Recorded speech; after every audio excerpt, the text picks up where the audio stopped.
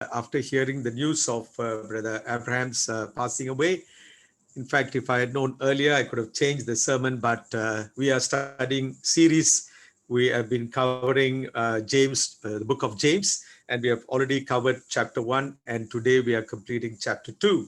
And so I had already decided to speak on this important topic, faith in action. And so I want to continue with that, but our hearts are with the family, and let's continue to pray for them, and let us be safe, and may the Lord protect each one of us. Let's ask God to speak to us. Lord, we thank you for this evening. We thank you for bringing us together once again as your children to meditate upon your word, to worship you, to praise you, and to pray to you, Lord. Thank you for the living testimonies. Thank you for healing our brother Daniel and Sister Martha. We commit them into your hands, strengthen them. We thank you for Ashlyn and Anlyn for their birthday that they celebrated. And we thank you for being with Uncle and Auntie and Edwin's family and all the others there, Father. We thank you, Lord, for you're a prayer answering God. Even as we meditate upon your word on this important topic of faith in action, speak to me and speak to each one of us. Let the Holy Spirit lead us into all truths. We surrender the rest of the time of meditation into your hands. In Jesus' name we pray. Amen. Now, we looked at this topic 2 weeks ago, faith in action, and today the passage that I've chosen, which Sarah read for us beautifully, also speaks about faith in action. And so I call this topic as Faith in Action Part 2, which is a continuation of the one that I shared on 14th of August, a week before last week. Now, we all know that Christians refer to some as believers and some as unbelievers. Even among Christians, they say some are believers, some are not unbelievers. But what is the meaning of that? John MacArthur, one of the well-known living pastors, he says, a person who professes Christ, but who does not live a Christ-honoring, Christ-obeying life is a fraud, is an unbeliever, he says. A person who professes Christ, he calls himself as a Christian, but who does not live a Christ-honoring, Christ-obeying life, he is an unbeliever and he is a fraud. He is a cheat, he says. I may be a Christian and I may be born in a Christian family. If I am not leading a life honoring God, and if I am not obeying God and God's word in my life, I may call myself as a Christian, but I'm still an unbeliever and I'm a fraud and I'm a cheat. I try to cheat everybody. I call myself as a Christian, but I don't live as a Christian in my life. And another Bible teacher called Warren Wiersbe, who passed away a couple of years ago, he says, no man can come to Christ by faith. No man can come to Christ by faith and remain the same anymore. After coming to Christ by faith and trusting in Christ, he will not be the same. When you and I become believers and when we keep our trust and faith in God, we will not be the same. Our lifestyle, our behavior at home, at our workplaces, wherever we are, it will be different. And this one will not be same anymore. Then he can come into contact with a 220 volt wire and remain the same. If a person comes into contact with a 220 volt wire, he'll be completely destroyed. You know, in the same way, here he's saying, when a person comes into contact with Christ, he will be transformed completely changed. His life will be totally different. He will be leading a Christ-honoring and Christ-obeying life. And people can see that he is a changed man. So what makes me a Christian or what makes me a believer? When my life changes, when my life is transformed because of my faith in Jesus, then I'm called a Christian. One day, you know, President Abraham Lincoln, during the Civil War, he met a group of ministers of his cabinet for a prayer breakfast. And one of the ministers said, Mr. President, let us pray that God is on our side. And Lincoln immediately replied, no, gentlemen, let us pray that we are on God's side. We all pray that God should be on our side. Let me tell you, God is always on our side. But the need of the hour is we being on God's side. Very often we think that we are on God's side, but we are not in God's side. We are against God sometimes because we don't walk in the ways of God and obey God's ways and God's will. Many times, many Christians, their actions and behaviors make others think that they are not on God's side, but they are on the side of the world. In order to be on God's side, we need to have a kind of faith, a different kind of faith, a right kind of faith. So faith is of different kinds, but we need to have the right kind of faith. So the question that you and I need to reflect on today is, do we have the right kind of faith? It is very easy to consider ourselves as believers or call ourselves as believers, but not do anything that is demanded of a believer. When we call ourselves as believers or as Christians, there is a demand on us, and we are supposed to be leading a particular kind of life. We cannot be like every other person. We need to be different. We need to be different from the people of the world. Our lifestyle should be totally different. That's what the Bible says. Thus, faith needs to be tested to know if it is the right kind of faith, a genuine kind of faith, or namesake faith. What kind of faith do we have? You know, we say he is a believer, he is a man of faith, but what kind of faith we have? Is our faith genuine? Are we really having faith in God? Or we are just not having that kind of faith that God is demanding from us? So let's look at that today. And so today we want to focus on this particular passage, starting from verse 14 of James chapter 2 till verse 26 that Sarah read. And we will focus on three important areas, three kinds of faith. One is a dead faith. The other one is a demonic faith. And the third one is dynamic faith. I have used three phrases, all starting with a D. Dead faith. Demonic faith means the faith even that demons have, that you find from verse 18 to 19, 18 and 19. And dynamic faith, a different kind of, totally different kind of faith, which will be a very powerful faith, that is called dynamic faith, that you find in verses 20 to 26. So dead faith from verse 14 to 17, and the faith of the demons, that is 18 and 19, and the dynamic faith is found in verses 20 to 26. Let's look at each one of them. What I mean as a dead faith is a fruitless faith. It is a useless faith. What I call as demon's faith, it's a namesake faith. Even the demon have faith. It's a namesake Christian, a namesake faith. But the last one is a dynamic living faith. It is not a dead faith, it is a living faith. Let's look at each one of them. In verse 14, James asks the question, what good is it, my dear brothers and sisters, if someone claims to have faith but has no deeds? Can such faith save them? That means James says faith without deeds or actions is fruitless. We are all saved not by deeds but by faith. True, Jesus died on the cross and he shed his blood for us on the cross, and because of what he did on the cross, we are saved. But when we begin our faith, we cannot just say that faith has everything to do with Jesus, but we need to take some responsibility of living according to the faith. That means we should reflect, or we should exhibit deeds and actions which are in line with that faith.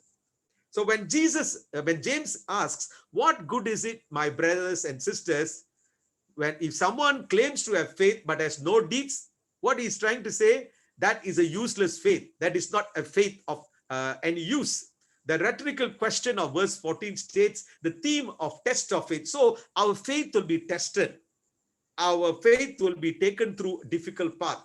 So it's no good faith without action. So what he's trying to say is, it is not enough for us to have faith, but that faith should be accompanied by actions. James insists that a living faith will authenticate itself in the production of the right kinds of works, right kinds of behaviors. James says that works are not an added extra to faith, but works are outward essential expression of our inward faith. What I'm trying to say is, our faith is inside. Nobody can see our faith. But how can the people see our faith? Only through our deeds and actions. That means you and I are expected to come out with the right actions, the right deeds and right behaviors. And that is James's principle.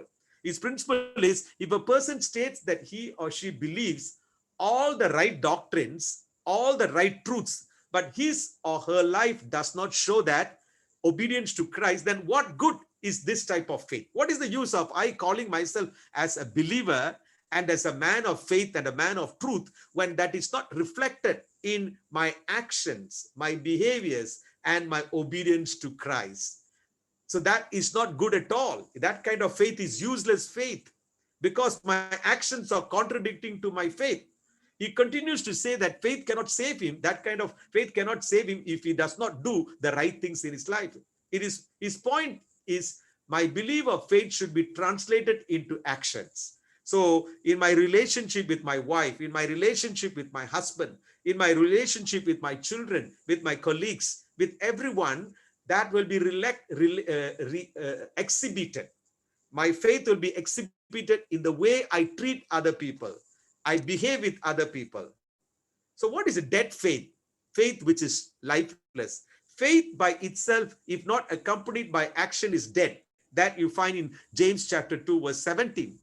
And then in James chapter 2, verse 20, he says, in the same way, faith by itself, if it is not accompanied by action, is dead. So he's saying a faith which is not accompanied by right action and behavior, that faith is a dead faith, he says. Faith without deeds is useless, he says. And then in James chapter 2, verse 26, he says, you foolish person, do you want evidence that faith without deeds is useless? So, my dear brothers and sisters, our faith and our belief in God has to be exhibited through our behaviors and our actions. That is very, very important. What is dead faith? What he means by dead faith? Dead faith. Dead faith means in James chapter 2, verses 15 to 17, he says, suppose a brother, he is giving an example now. Suppose a brother or a sister is without clothes and daily food. If any one of you says to them, go in peace, keep warm and well fed, but does nothing about their physical needs, what good is it? In the same way, faith by itself, if it is not accompanied by action, is dead, he says. James here presents before us a picture of a realistic scene. What is the realistic scene? A brother or sister in the family of God, or somebody who is known to us, is in real need. He or she is in real need. It is not that that brother or sister does not have nice clothes, but does not have enough clothing or even to keep themselves warm. It is not that that brother or sister does not have any food for the rest of the week, but does not have anything or eat today. Eat today. You know, we do work among migrant workers in Singapore. A brother in our fellowship did not come to our church for a long time. One day I saw him after a few weeks or months. I saw him. So I asked him, brother, why you did not come? We missed you. You forgot us. You know what he said? I did not have the transport money to come to church. You know, I was ministering to these people, but I did not know that one of my brothers did not have even money to pay for the bus to come to the church. So you see, I did not bother to find out. I did not do anything. I felt very, very guilty. And I apologized to him and I asked him for his forgiveness because my own brother was in need of money, but I had the money, but I did not give it to him. So in the same way, if our brothers and sisters whom we know are in need, but we do not do anything to meet their need, that means where is your faith? Where is our faith? That's what he's asking. You say, I will pray for you. I will wish you well. Go in peace. God will meet all your need.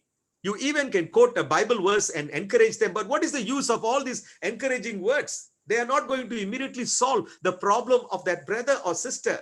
If we stop short of loving deeds, we shall fall short of Christ-likeness. Brother and sister, if anyone comes to Jesus and when Jesus knows their needs, he will immediately meet their needs. In the same way, you and I are Christians who are expected to be Christ-like. When any brother or sister, anyone is in need, what do we do? How do we meet their need? How do we meet their need? How do we help them? How do we help them? That is the character response of a Christian. So here James paints a picture of a realistic scene. My dear brothers and sisters, we may claim to be Christians, we may claim to be believers and people of faith, but if we don't show love by meeting the need of somebody whom we can see, how can we truly love God? In 1 John chapter 4, verse 20, John says, whoever claims to love God yet hates a brother or sister is a liar. You say that you love God, but you don't show love to your own brother. Whoever does not love your brother or sister whom they have seen cannot love God whom they have not seen. God we have not seen at all, but we can see our own brothers around us. Through them we see God. In fact, if we are not showing love to those people whom we see, how are we going to show love to God whom we cannot see? My dear brothers and sisters, this sounds very pious, very religious, very spiritual, very godly. We may say, I am praying for you. All the best. God be with you. I will definitely consider. These are all words of encouragement. We may sound very pious or religious or very spiritual, very godly. But what is missing is the going out to your own wardrobe or your pantry and getting out your own clothing or food and sharing it with the unfortunate needy brother or sister. According to James, if you stop with mere words and prayer, it is totally useless. According to him, all forms of faith which are not accompanied by action are dead faith. If any one of our brothers in the fellowship is in need, any kind of need, emotional need, or any kind of issues, are we there ready to respond to their needs? That's the question that we are asked to ask ourselves today. If we don't respond, that means our faith is dead faith. We may believe that Jesus is Lord, but if we do not obey him, that belief is just empty words. We may believe that God loves the poor, but if we do not care for the poor, our faith is dead. We may even express words of love without actions of love, then our faith is dead. My dear brothers and sisters, are we guilty of practicing a dead faith? Dead faith is intellectual faith only. A person with a dead faith knows the words of Christianity. A person with dead faith knows the story of salvation. And that person would have never really submitted to God and trusted in Jesus and Christ for salvation. That person's faith is not reflected through his behavior or action. My dear brothers, is our faith dead or is our faith alive? Faith is more than an intellectual belief in God. Faith that does not lead us to practical good life, it is useless. Faith that does not produce good works is dead faith. Faith which is not seen outwardly through a person's deeds or actions, then that faith is dead faith. In other words, James seems to say our faith and commitment to God is revealed only through our deeds and our behavior. How do we behave? How do I behave at home with my wife, my children, and everyone who can see? My dear brothers and sisters, when Jesus saw the people who were hungry, he fed them. The 5,000 people were fed in Matthew's Gospel, chapter 4, 14 verses 14 to 18. He told the disciples, feed them, because Jesus could not send them away. He realized that on the way, they will all become tired and they will fall sick. And so Jesus told his disciples to feed them because he wanted to respond. His love responded through action. And 5 loaves and 2 bread were brought to Jesus, and Jesus transformed them, did a miracle, and fed them all. When Jesus saw their need, he wanted to meet their needs. The disciples only saw what they couldn't do, or they were not willing to meet their needs. They said, let us send them away, for they will find the food somehow.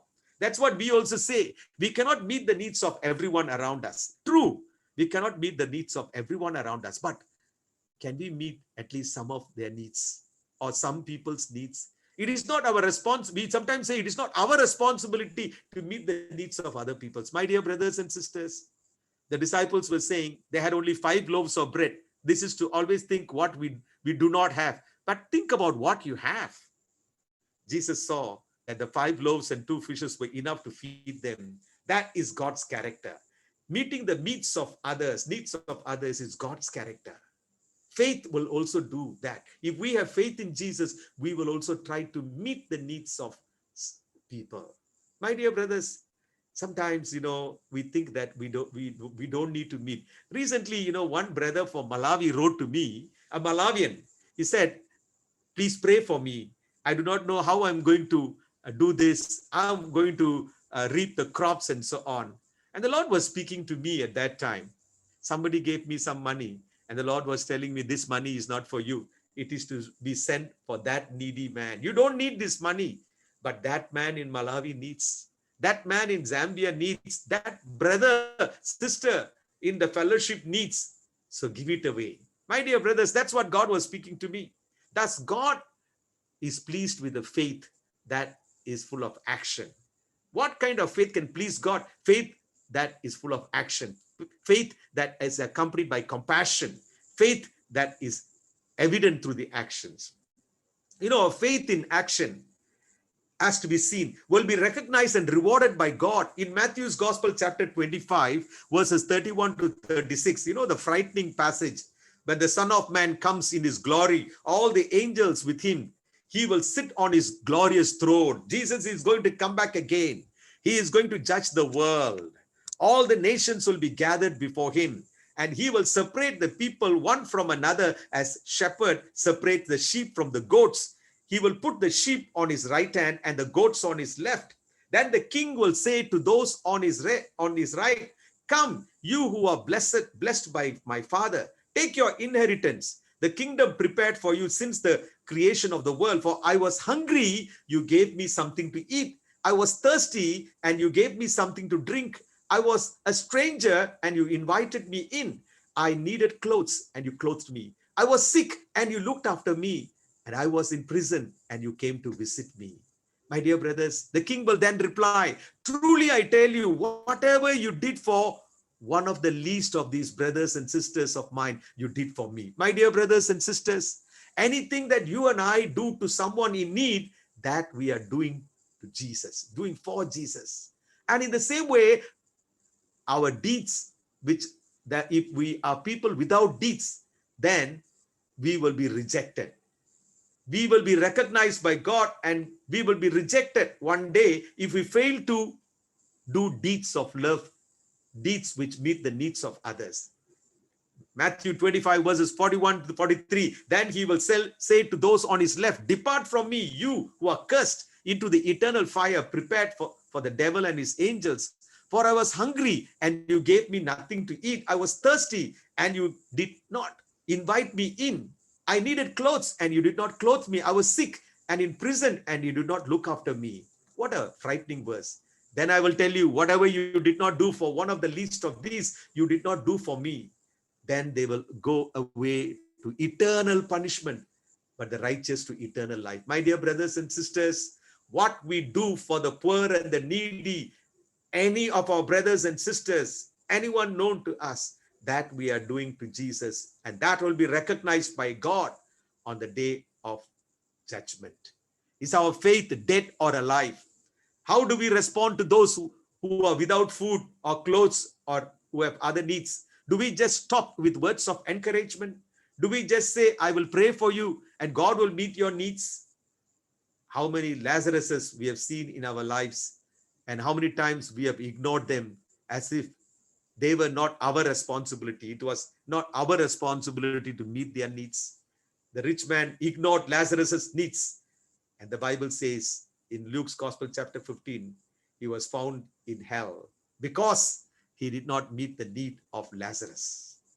My dear brothers and sisters, will God look at you and say on the day of judgment, I was hungry and you gave me something to eat. I was thirsty and you gave me something to drink. I was a stranger and you invited me in. I needed clothes and you clothed me. I was sick and you looked after me. I was in prison and you came to visit me. Whatever you did for one of the least of these brothers and sisters of mine, you did for me. Will Jesus say this to us?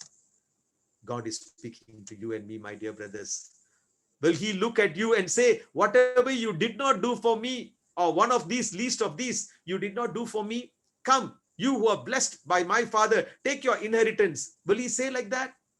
Or he will say, depart from me, you who are cursed, into the eternal fire prepared for the devil and his angels? My dear brothers, is our faith dead faith? What is the demon's faith or demon's faith? It's a namesake faith, number 2. In the book of James chapter 2, verse 19, James says, you believe that there is one God. Good. Even the demons believe that and shudder. Here James is explaining the demons' response to God. The demons know God intellectually. The demons believe that there is one God. The demons shudder at the very thought of God. Even the demons, the devil knows God intellectually. The devil knows that there is a God. The demon believes that there is a God. And the demons shudder. They are frightened at the very thought of God. But that doesn't make them believers. The demons, just because they know intellectually and believe that there is a God and shudder at the very thought of God, they don't deserve to be called believers. That does not make demons as someone or a person a real believer who has faith in God. No. Even the demons do that. Demons are active in their faith.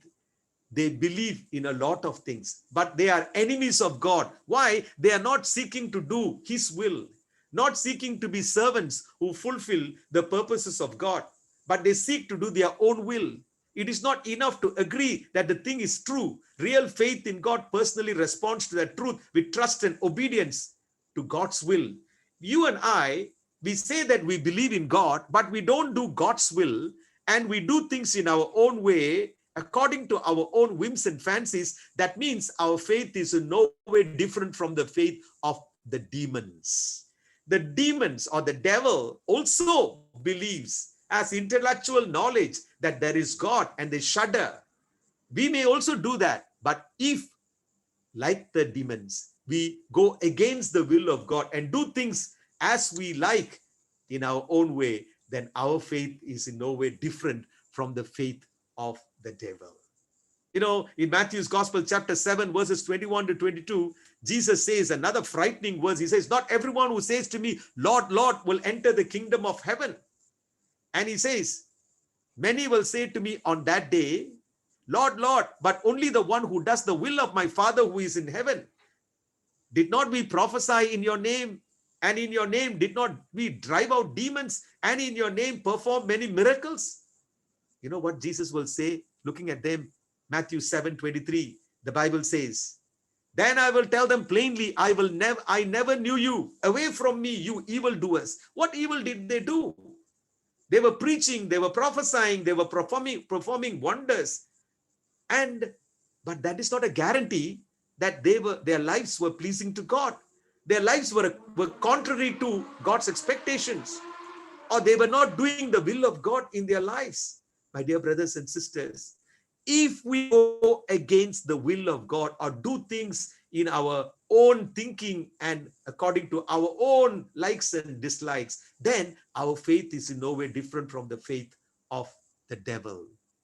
Is our faith like the faith of the demons?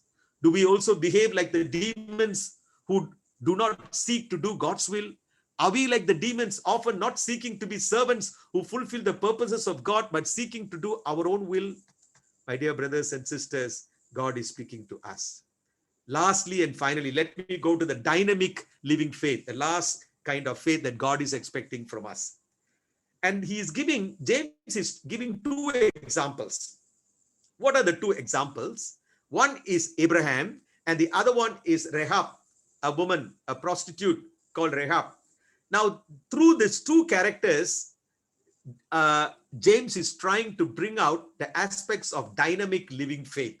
The dynamic faith is when what we do is an expression of what we believe. Let me repeat. Dynamic faith is when what we do is an expression of what we believe. Dynamic faith means you are all in for God, not holding back your mind, your actions, your passions, seeking to do only God's will wholeheartedly. If you and I are obedient in whatever we are doing in our life, obedient to the truth and to the teaching or to the word, then our faith is obedient faith. In the obedient faith, he's explaining. Look at verses 22 to 24. James chapter 2, verses 22 to 24. Was not our father Abraham considered righteous for what he did when he offered his son Isaac on the altar? You see that his faith and his actions were working together. His faith and his actions were working together, and his faith was made complete by what he did.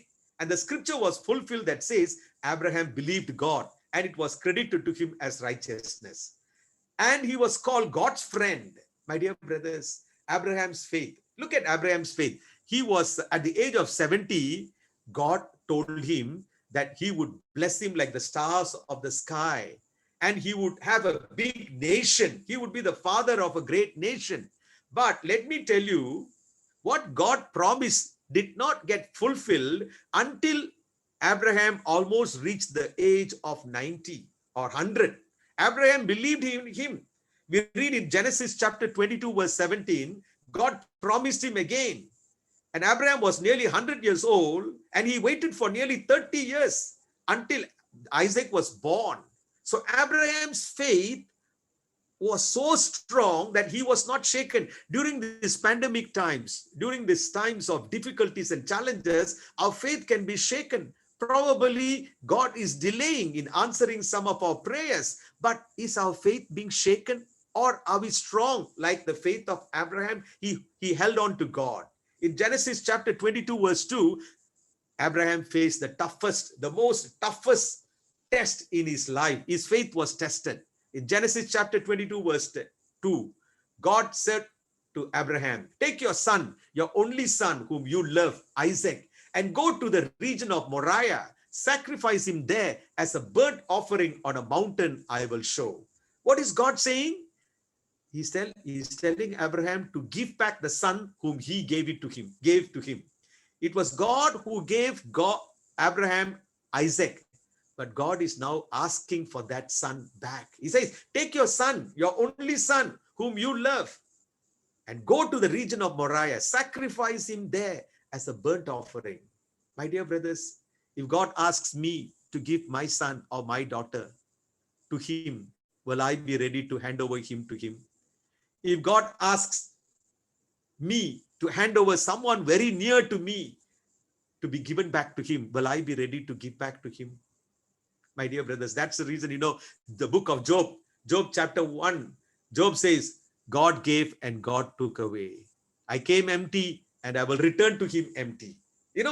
God gave, and so God has the right to ask back anything that he has given. And that was what happened to Abraham here. Abraham took the wood for the burnt offering and he placed it on his son Isaac, and he himself carried the fire and the knife. As the two of them went on together, Isaac spoke and said to his father Abraham, Father, where is the lamb for the burnt offering? You are going to give an offering, sacrifice to God, but where is the lamb? And Abraham answered, God himself will provide the lamb for the burnt offering, my son. That is faith. God will provide. God will provide. I do not know how God is going to provide the lamb, but I will do what God told me to do. I am ready to place my son Isaac, whom God gave, on the altar of God and say, God, here am I obeying you. But God will provide the lamb. That is faith. He didn't know how God was going to provide him, but he knew that God would provide him. My dear brothers, when they reached the place, God had told him about Abraham built an altar. He bound his son Isaac. I'm sure that he would have been weeping. His eyes must have been filled with the tears because he's going to put his son to death. He's going to give his son as a sacrifice. He laid him on the altar on top of the wood. Then he reached out his hand and took the knife. He's going to cut his own son, slay his own son. What a difficult time. If I had been in Abraham's shoes, what I would have done. But the angel of the Lord called out to him from heaven, Abraham, Abraham. And Abraham said, here am I, Lord. He was ready to sacrifice his own son because God asked him to do. What that speaks about? Without obedience, his faith would have been incomplete. So, what is the dynamic faith? Dynamic faith is an obedient faith. If you and I need to have a dynamic faith, you and I should be obedient to God. We cannot say that we have a great faith without obeying God. My dear brothers, dynamic faith means putting aside our personal likes and dislikes. Dynamic faith means putting aside our personal agenda, our plans and desires.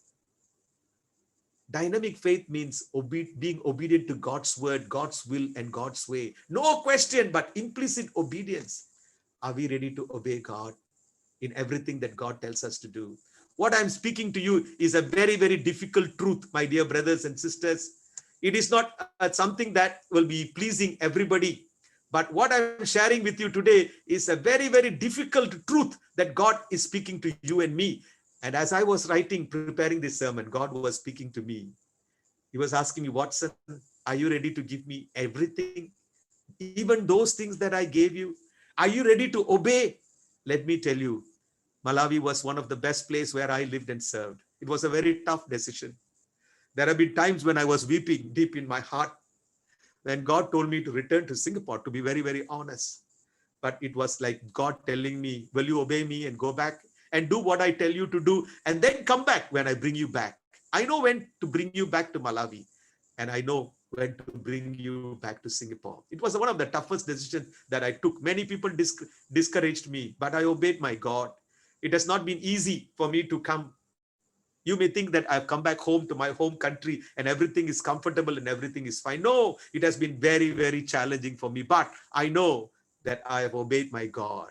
My dear brothers, God is calling us to practice obedient faith, dynamic faith.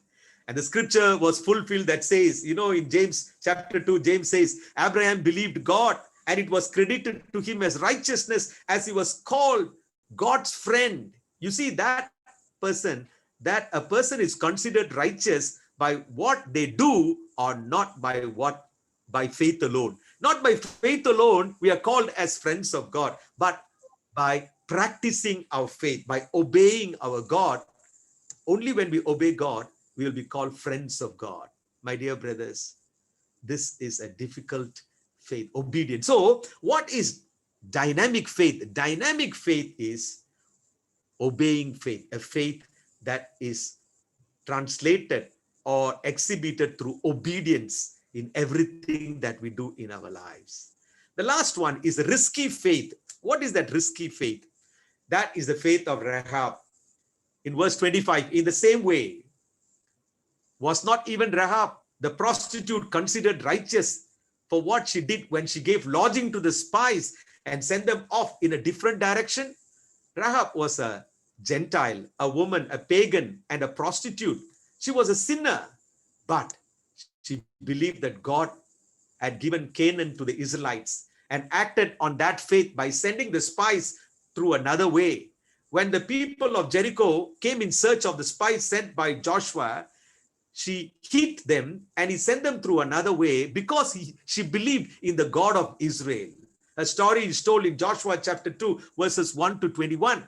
This prostitute had heard about God's deeds and believed in them in her heart, but that was not enough to save her. Faith in God made Rahab to risk her life. She took a risk. In fact, by hiding the spies sent by Joshua, she was risking her life. If the people of Jericho had caught her doing something, she would have been put to death. But she took a risk and to act and to do the right thing, even while trying to protect the Hebrew spies who came to Jericho. My dear brothers, because her faith was translated into action, she was delivered. And she was delivered when the people of God entered the city of Jericho. They destroyed everything except Rahab. And only she was saved. And she was saved. My dear brothers, two persons. Abraham, obedient faith. But Rahab, risky faith. How she did the right thing. My dear brothers and sisters, God is asking you and me. I've come to the conclusion. James chapter 2, verse 26, James says, as the body without the spirit is dead, so faith without deeds is dead. Faith without deeds or works or without action is like a corpse. A body without the spirit or breath, such thing is dead and useless, fit only to be buried. My dear brothers, God is calling us to practice our faith. So the three ways that we can practice our faith is, One way is to show our faith by meeting the needs of the people who are in need. People who are without clothes, people without food, or with any emotional need. We should respond to help them during these pandemic times. We need to meet the needs of people who are facing many kinds of difficulties. By meeting their needs, we are exhibiting our faith. Number two, we can practice faith or show that our faith is dynamic faith by obeying God, deciding to obey God in everything that we do in our lives, not to do anything that will displease God. Number three, we need to do the right thing, righteousness, or even risking, even if it is going to be risking ourselves, but doing the right thing in God's sight. That Rahab did. And through that, we can have a dynamic faith. My dear brothers and sisters, let your faith be not shaken during these difficult times. I'm sure some of us are going through very painful times and sorrowful times, sickness, sorrow, grief, discouragements, but let not our faith be shaken during these difficult times. Let us put our faith into action by trusting God as our personal Savior, as our Lord, and as our friend, as our Master. Let us put our faith into action by deciding to turn into a new leaf like Rahab and turning ourselves totally to God. Let us surrender. Rahab was a prostitute, but she gave up her whole faith and she surrendered herself to God, the true God of Jehovah, God of the people of Israel. She turned into a new leaf. Let us put our faith into action by asking Him to come into our lives and be our Lord and God. Let us put our faith into action by asking Him to forgive our disobedience to His word. If we have disobeyed Him, if we have done things in our own ways, according to our own whims and fancies, and according to our own will, let's ask God to forgive us. Let us put our faith into action by asking Him to come into our lives and also ask Him to forgive our disobedience to His word. Let us put our faith into action by deciding to put aside our personal agendas, personal will, personal ways, personal desires, and personal plans. Let us put our faith into action by deciding to do whatever God tells us to do. We will do only what He tells us to do. Let us put our faith into action by determining to do His will all through our life. Not our will, but only His will should be done. His will should be done. My dear brothers and sisters, may the Lord help us to practice this dynamic faith like the faith of Abraham. May the Lord help give us the grace to practice that kind of faith. Let us put our faith into action by deciding to share our wealth with the poor and the needy. May the Lord help us to have that kind of faith. Let me end with this illustration. A father gave his little boy 50 cents and told him he could use it in any way he wanted. Later, when dad asked the boy, the dad asked the son, what happened to the 50 cents I gave you? I told you to put it to use in any way that you wanted. The boy told the father that he had lent it to someone. And the father asked the boy, small boy, his son, who did you lend it to? And the boy answered, I gave it to a poor beggar on the street because he looked hungry. I gave it to a poor man, a beggar on the street, because he looked hungry.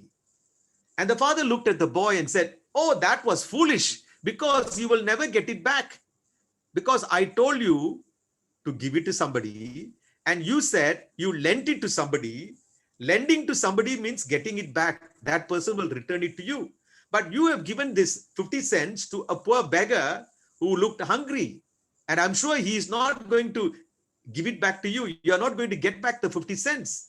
But the boy looked at his daddy and said, but daddy, the Bible says that people who give to the poor lend to the Lord. People who give to the poor lend to the Lord. Whatever you give to the poor, that you are lending to the Lord. That's what the Bible says. And the father was so pleased with the son's reply that he gave the boy another 50 cents. Another 50 cents, because the son had really practiced what the scripture said. And immediately the boy looked at father and said, see, father, I told you I would get it back. You told me that when I gave the 50 cents to the poor man, I will not get it back. But here, you see, you have given me another 50 cents. That means what I lent to God, God has returned to me. I told you I would get it back. Only I didn't think I would get it back so soon. My dear brothers, let me tell you, what you give to the poor and the needy, God will give it back to you. God will never be a debtor to you and me for what we are giving to the poor and the needy and the helpless.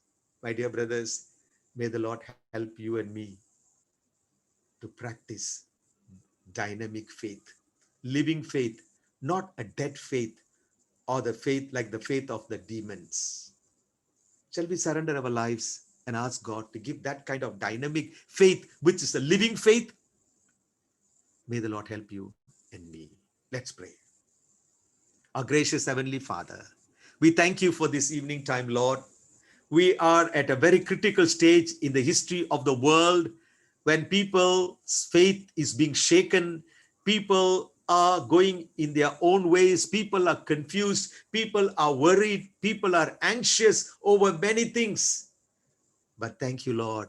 You are our Father. You are our friend. You are our Lord. You are our God. Lord, help us to be strong in our faith. Help us to exhibit actions and deeds which go in line with our faith.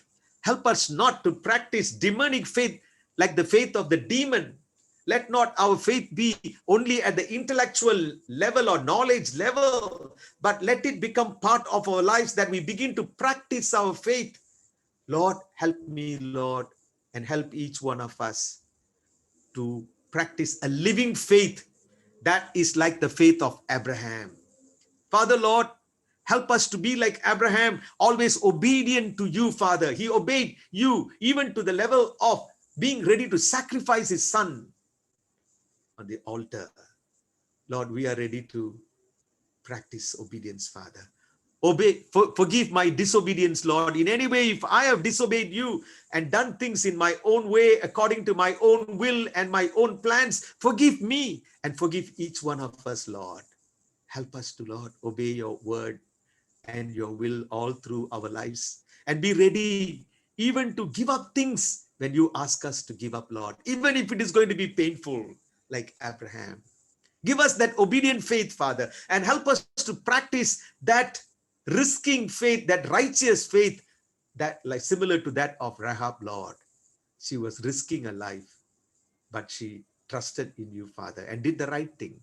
In our lives also, Lord, help us to do the right thing so that our faith will be pleasing to you. And also, Lord, respond to our brothers and sisters who are in need, who are in sorrow, who are in need of money, need of clothes, and various kinds of needs in around us, Father, during these difficult times. Help us to show our love to them.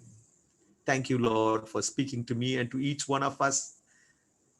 Help us to be real men and women of faith who practice our faith through our deeds, by meeting the needs of others, by being obedient to you, and by doing the right things in our lives. We thank you, we praise you for this word, surrendering our lives to live according to this word all through our lives. We ask this prayer in Jesus' name. Amen. Thank you, brothers and sisters, for this opportunity.